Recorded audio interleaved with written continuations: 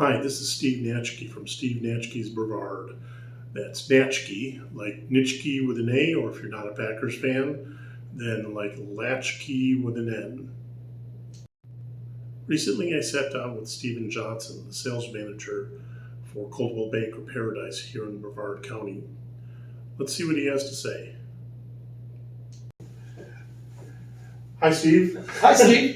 How are you doing? I'm well, thank you. So, do you like going by Stephen or Steve? As I've gotten older, I've transitioned into Steven, and as you know, we have a lot of Steves in this company, so it makes it easier. It helps differentiate things. Right. So how did you come to be the sales manager here at Coldwell Banker Paradise? About 3 years ago, I was able to live the dream of moving my family down to Florida. Like so many people, I mean, a lifestyle decision. A lot of things, personal and professional, went into that. But when I came down here, I started looking for a brokerage that was a larger brand. My goal was something at least a regional brand, if not bigger, national or international.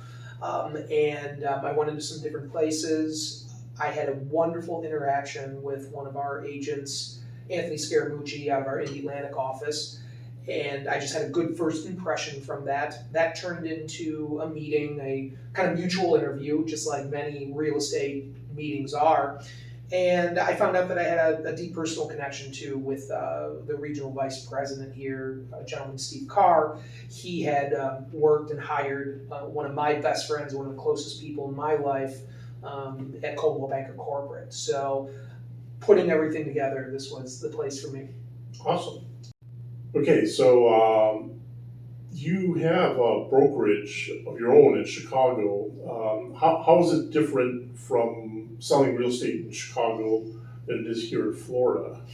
That's a wonderful question. Well, I'm a partner in a brokerage in Chicago, so I'm a 20% owner now, a passive owner. I was one of the original founders as well as the managing broker. When you own your own business and then you mix in real estate, someone made a joke that was I thought I was wearing 8 different hats. And they said, no, you're not wearing 8 different hats, you're actually wearing a funnel, which I thought was pretty profound. But, I think that, number one, there's a difference in the inventory, the type of property. It's interesting. I live in a house that was built in 1987 here, and that's considered getting to be an older home. The home that we sold when we left Chicago was built in 1894. That's considered an older home. There's certainly some differences as it relates to the cost of living, the way property taxes are allocated, the cost of property taxes and what those things go to pay for. Obviously when you're in an urban market, you a lot of times have to deal with some of the social impacts of being in an urban market, whether it be different the broad diversity of cultures and their needs for housing and how that changes their needs for housing. One thing that was very different, for example, first-time home buyers bought a lot of condominiums. Condominiums here are typically reserved for the retirees and the folks that are having vacation homes or those types of properties. There's definitely a linkage between folks, younger people graduating college, moving to the city, experiencing the city for a while, and then following a path to the suburbs. So just little subtle differences like that. And then frankly, the biggest difference is culturally. I'm sure that we all can relate to, sometimes the pace in Florida moves a little differently. Those are the things you deal with in an urban market. But I am so happy to be where I am. I can tell you that. That's great. So, as a sales manager, what are your duties here at Coldwell Banker Paradise? First and foremost, my duty is to support and to retain the agent base that's here. I think that starts with strong, positive relationships. I think that it's my job for the agents to know that I'm in the know. I've never thought of me needing to prove myself through my history or production, though I am proud of the things that I've done in the past. But I do look at my job as a big part of that is to be in the know with what's going on from a macro to a very local level. Agents that have been in the business even longer than I am rely on me and my expertise and my ability to get questions answered. So first and foremost, it's that support, that effort to just be a mentor, a trainer, and help retain the agent base. Next, it would be recruiting, growing the business. Recruiting is how we grow our market share as well, and how we bring in new blood. I think that a diverse organization is a strong organization. So to me, diversity of our agent base is important. And then finally, there's probably a lot of things that go into this. Just maintaining operations. Smooth operations, and that's everything from just the day-to-day to cost control, et cetera, et cetera. And then just having a strong culture and a positive culture. Okay, so obviously you only hire top-notch agents here, such as yourself. I was going to say that. So you're still looking for new folks, experienced, brand new. Yeah, experience and brand new, absolutely. First and foremost, it's not just a matter of a numbers game. We want to find the right people that are going to be a positive impact on the culture and be a positive impact on the offices. New agents, as I'm sure they require different things a lot of times than a veteran agent. So I love hiring new agents because it allows me to, help mold them immediately. And a lot of times breaking old habits, that's really hard. Learning new things a lot of times is easier than breaking old habits. I think it's the rationale that it's always easier for young kids to learn new languages. Yeah. So I think it's similar with new versus experience. But one thing I have learned is I try to hire my new agents in kind of an organized fashion. So there's classes, so I can have an economy of scale. I can train multiple people at once. It took me a little bit of time to realize that. So kind of like cohorts. Yeah, cohorts and have a class, have peers, but it also, frankly, it allows me to scale my time. Sure. I love doing one-on-ones. And I'll do it all day, but when you manage 70 agents, it's really hard to scale that. So that's something I've learned over time. But yes, both new and experienced agents that are going to be a positive impact and help us grow the business. Okay, awesome. Let's see. I think the next two questions are things that people are really interested in. So first, how do you see the real estate market playing out nationally? That is the $100 question, right? Yeah, I think, and like everybody has an opinion on that, but I think you've been in the business for a significant amount of time, and you understand you've got brokerages. You're working in two different parts of the country, so I think your perspective is probably a little bit more worthy of listening to than a lot of folks. I appreciate that, and I think a big part of that is, as I mentioned, strength and diversity in an organization. If you compare Illinois and Florida, compare, Chicago, Cook County, Brevard County, I wouldn't even say you're talking about apples and oranges. You're talking about, apples and bricks. You're talking about something totally different, culturally, demographically, etc.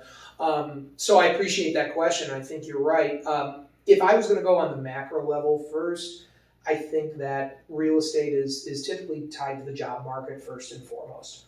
And I think that one thing we can see right now in both markets is that as we've seen some significant pressures on the lower end of the job market, lower middle class to, other hourly type jobs, even though we've seen wages go up, the reality of it is, I would say there's a direct parallel. We see right now the lower end of the housing market and even the rental market virtually eradicated. Prices at the lower end have gone up. The $200,000 house is now a $400,000 house. You've seen it. The $1,000 rent is $2,000 rent. And take a look at it right now. Where do we have the most problem filling in jobs? It's at the lower end, the $15 an hour, and in and around that area. So there's a direct correlation there, and I think the biggest challenge that we have macro is what are we going to do about the eradication of the lower end of the market? I don't think necessarily people on some grand scale are going to lose value in their homes. I think the big appreciation boat has sailed. So yeah, if you missed that, sorry. But I don't think we're looking at a devaluation like we saw, post boom in the early 2000s. But I think on a macro level, we have a serious concern with the lower level housing market, the first time home buyer, the blue collar worker, however you want to, whatever labels you want to put on that typically are going to be at that lower end of the market. I think that's where we have a significant challenge. Okay. How about in Brevard specifically? Are there different parts of Brevard, or is Brevard pretty much homogeneous from your perspective? I think interestingly, Brevard has gone from very homogeneous to getting more heterogeneous as we go along, and I think that we've seen the same thing in Brevard that we can even compare to some northern and urban markets, in that the eradication of the lower end of the market. I think here the difference is, first and foremost, because of our connection to the space and defense industry, I mean, our unemployment rate is even lower than, I think national we're at about 4, if I'm not mistaken, and I think we're at about 2 here, are the numbers or roughly. When I moved down here 3 years ago, our median home price was $245,000. Today it's over $360,000. So Brevard, is sharing in some of those concerns. That said, I think that with growth, we've seen an influx of income. We've seen what comes from an influx of income is, I think we've seen, an educated and familial population grow. So I think the school performance has gotten better in Brevard, which has then now attracted more families and more folks that are at the higher end, and the jobs that are coming here, you see it all the time too. Whether it's Harris or Grumman, these are all higher end jobs. And even on the technical level, these aren't necessarily just white collar executives. These are, very, very highly skilled technical employees that are making good money. Our property taxes remain low in Brevard, especially in comparison to other parts of the country. I came from a state and a municipality that's the highest tax burden in the country, even in comparison to California and New York. My property taxes were $15,000 a year when I left, and that is also mixing with an 11% sales tax, et cetera, et cetera. It's much more affordable to live down here, which is a wonderful, wonderful thing. And obviously it's growing. So I think that, here are some of the challenges we're going to have. There's going to be infrastructure pressure, inventory pressure because of the extreme growth. No doubt, we're going to have to expand schools, expand other services as the area grows. But I think that the biggest challenge we have is going to be addressing the lower end of the market. Okay. Now, lately we've seen houses staying on the market a little bit longer, a little bit more inventory. Not too long ago, at any given time, there were maybe 800 or 900 houses on the market. Now there's close to 14, 15, 1,600 on the market. We're pushing, I think, 1,700 today. Yeah. Okay, so we've from a certain perspective, that's good. It seems like what everybody's kind of predicted is that prices for houses were going to level off, and that's kind of indicative of how many houses are on the market because supply and demand. You have more houses, the price increase won't increase as fast. Right. How do you see things playing out? Do you think things are going to stabilize and stay even? Do you think they'll go down or continue to go up slightly? I think we're starting to get some data points that will reinforce this. First of all, we've seen a significant leveling, and when I say leveling, that means that we are now starting to, for the second month in a row, have the resale volume go down from year to date. We're now, I think May was the first month when we saw that number down. So from previous year to date, I think we're going to see that trend, the volume trend, and I see that continue. in the industry, we really call it deceleration, or maybe decompression is a better word a little bit, but deceleration is the one that you typically hear. And deceleration doesn't necessarily mean depreciation. Right. And I think part of my job in helping, my colleagues here is making sure that our talking points are correct. Deceleration, in theory means that buyers are going to have more opportunity ahead of them. There's going to be more inventory to choose from. Those are positive things for buyers. The market, in theory, may get slightly, I don't want to say less competitive, but less anxious, anxiety-ridden. Mm-hmm. But on the same note, though, it is it's the seller perception, or the buyer, the consumer perception, I should say, is prices have to come down. Well, I think we all can agree. Look at inflation right now. The price of milk and eggs being triple what it was last year, those prices aren't going to go down. Right. They are where they are.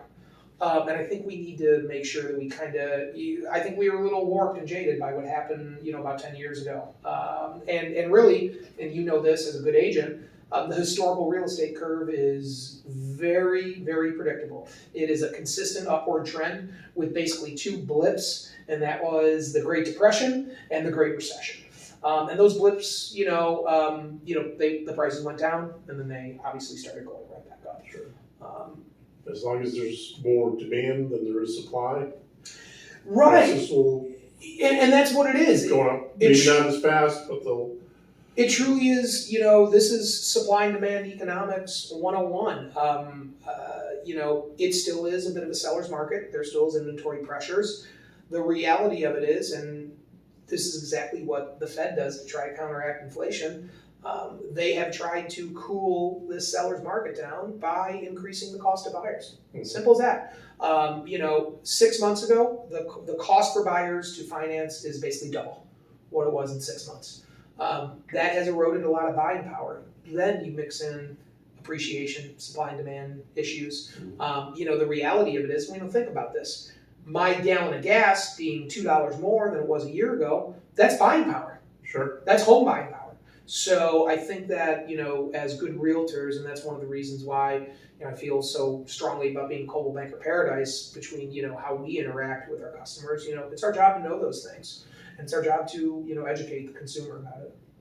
Great. I was recently at an event, the Florida Association of Veteran-Owned Businesses, and I talked to quite a few business And thank you owners. for your service, especially this 4th of July. Well, Thank you. one of the things that was kind of consistent was that they're trying to hire people, but people can't find places to live. Do you see the inventory coming up enough so that people without cash, people who are have to sell a home somewhere else to move here, and that they'll actually be able to afford places? And I guess, yes, I do. I think that I think we have to remain positive and hopeful in that regard. Look, there are still, positive indicators in the economy, even with, inflation and some other pressures. I know that, we're entering a recessionary period potentially. But, look, we have to, what else can we do? We have to stay positive. I think that what I have seen, I've seen it on the rental market, and I think the housing market tends to, the rental market, it impacts this first because the rental market can be so fickle and change so quickly. I've already seen, what was someone putting something on for rent at $2,800. Now that's lingering on the market. They end up renting it for $2,400. So I think that we are going to see some pressure, the pressure released a little bit. But, really what it takes is, it takes folks that not only want to come and invest in the lower end, but not just take these houses and plant, and frankly use them as a parking space for cash. Mm-hmm. Let's get the right investors and the right people out here that are going to, buy these homes and make money, rightfully so, but also put families in there. You know, we're in a time of uncertainty right now, and I think that when you're in a time of uncertainty, when a market is changing, things are always going to stagnate for a little bit. But I do think that we hopefully will see some of the lower end inventory pressure released a little bit. I am already seeing it in the rental market, but I think we need to keep one thing in mind. What I'm seeing in the rental market, the problem is, even though that rent has maybe that peaked some months ago at $2,800, has gone down to $2,400 or even a little lower. Here's the problem: a year or two ago, that was a $1,500 rent. Mhm. So we have to keep that into consideration. That people that are making $15 an hour, it's a struggle for them, to find good housing. So I think we just have to keep that in mind. Awesome. Well, thank you for your time today. Appreciate it, and we'll get together again sometime. I'd love to. Thanks, Good. Steve. Thank you much. Appreciate it, sir. Take care. Well, that was my interview with Stephen Johnson, the sales manager for Coldwell Banker Paradise here in Brevard County. What are your thoughts on the real estate market? Leave them below in the comments. Thank you, take care, and see you next time.